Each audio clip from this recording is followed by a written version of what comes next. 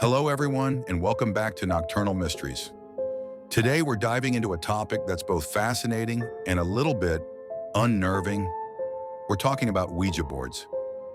These seemingly innocent games have been the subject of countless ghost stories, urban legends, and paranormal investigations. But what's the real story behind them? Are they just toys or something more? Let's start at the beginning.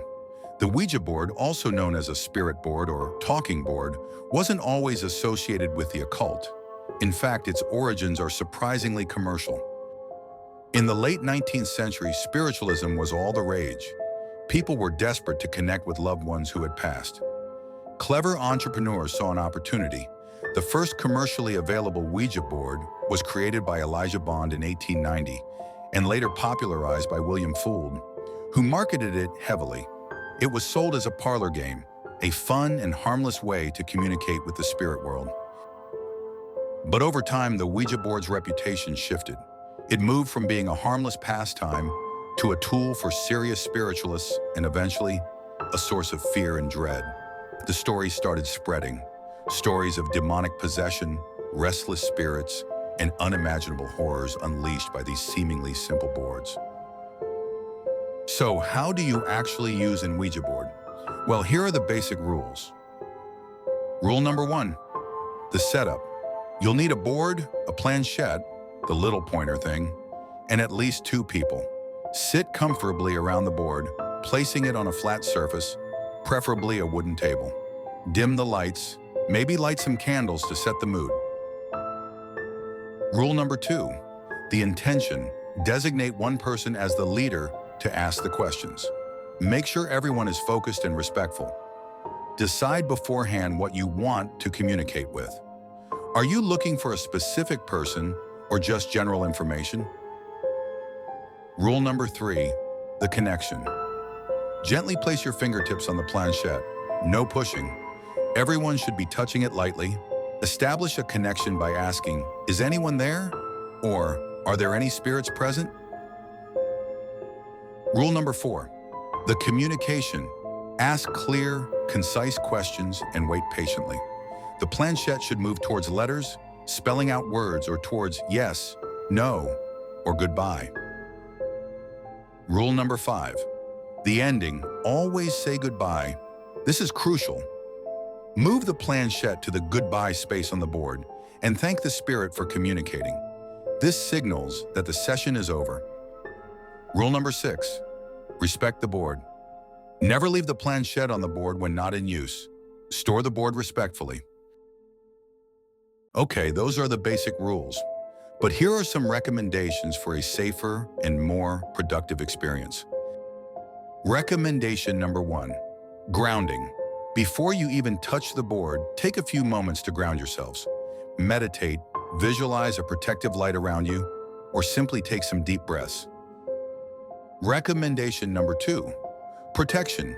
Consider saying a prayer or affirmation of protection before you begin. Ask for guidance from positive entities and protection from negative ones.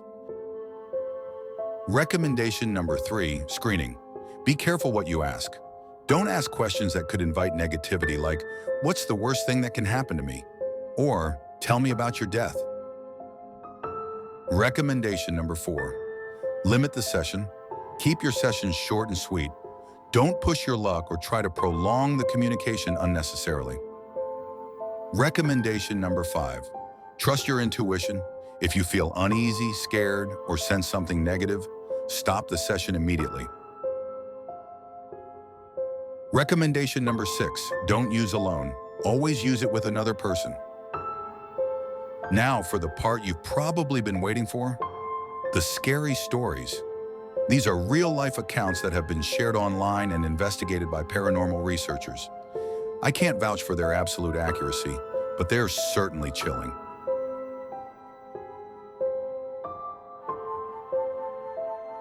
A group of college students decided to use an Ouija board in their dorm room. During the session, one of the students, Sarah, became increasingly agitated. The planchette moved erratically, spelling out disturbing messages. Suddenly, Sarah began speaking in a voice that wasn't her own, cursing and making threats. She became violent, throwing furniture and attacking her friends. They eventually managed to stop the session and get her to a hospital. She remained in a catatonic state for 3 days, only remembering some of the events. They never touched the board again.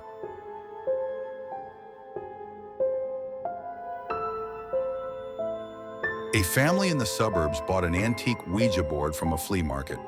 Shortly after, strange things started happening in their house. Objects moving on their own, unexplained noises, and feelings of being watched. They decided to try the board, hoping to understand what was going on. The board revealed the name of a deceased former resident of the house, who claimed to be angry that they had disturbed his home. The activity escalated until the family eventually moved out, unable to cope with the constant paranormal disturbances.